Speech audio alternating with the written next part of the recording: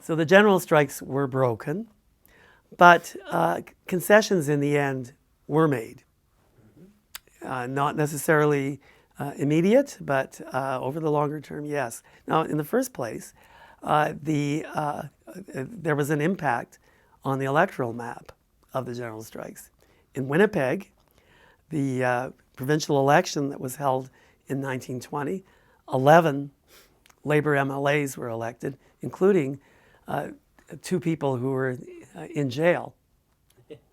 So, and in Edmonton, the municipal council that was elected in late 1919 had a majority of Labour members. And Calgary had a minority, but a significant minority of Labour members.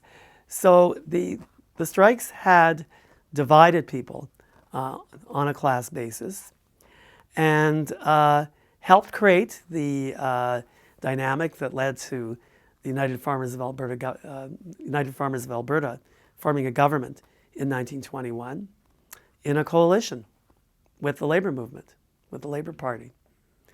One of the members of the first UFA cabinet was Alex Ross, a stonemason from Calgary, who had been one of the organizers of the general strike in Calgary in 1917.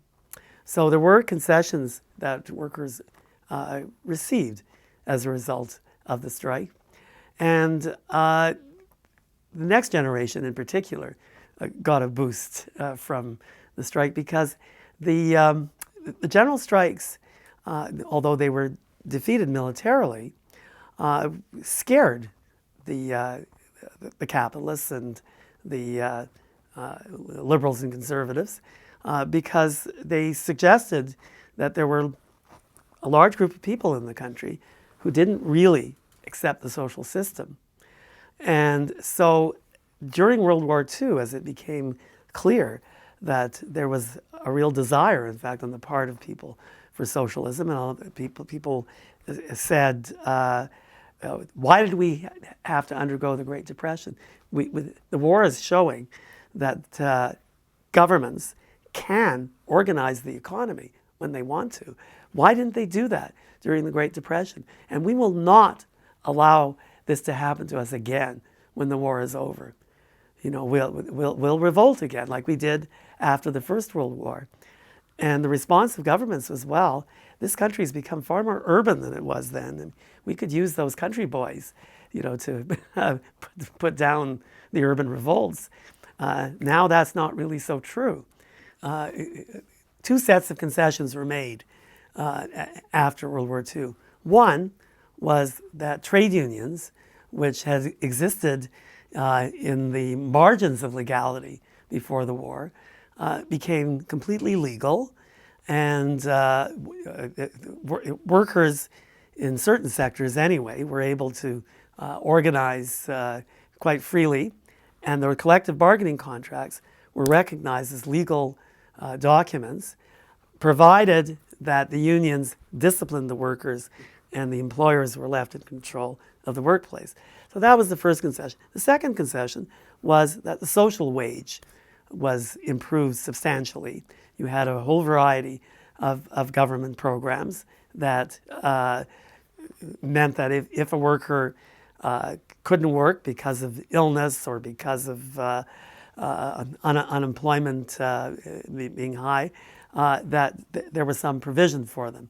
So these concessions were made, and over time would increase until we got to about 1980. And the capitalist class actually got tired of these concessions.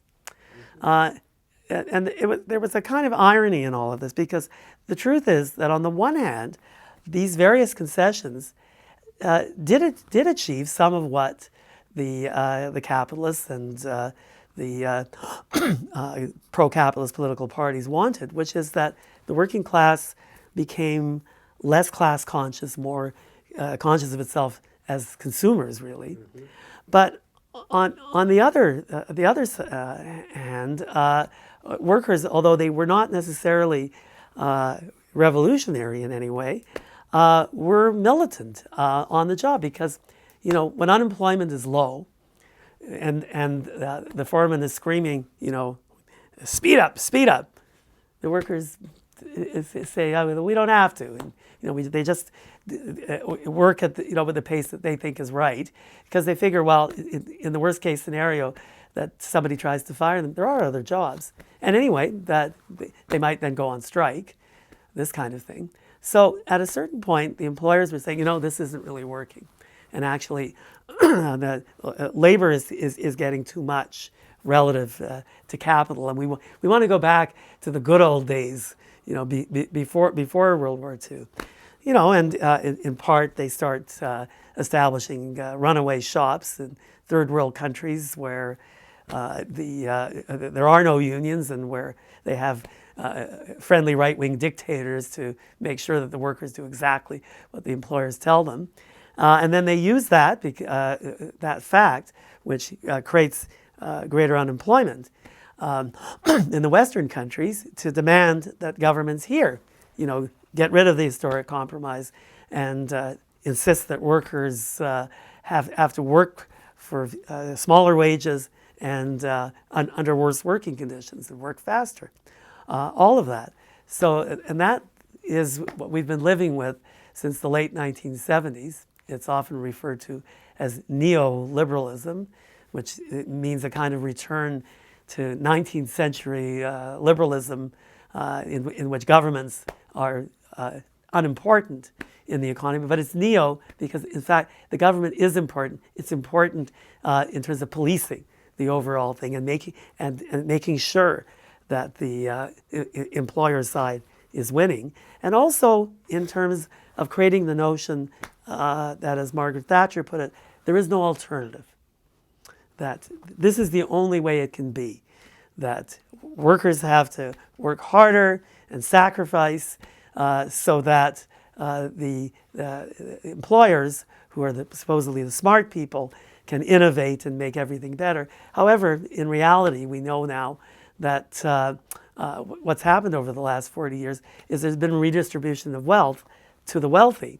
And working people are making no more, and sometimes they're making less than they were making 40 years ago, even though the size of the overall economy has grown. It's the employers who are getting all the benefit. So that's where we are now. In many ways, we're back almost where working people were in 1919. Not totally, but that it's moving in that direction rather than moving in the direction that it was moving from about 1945 to 1975.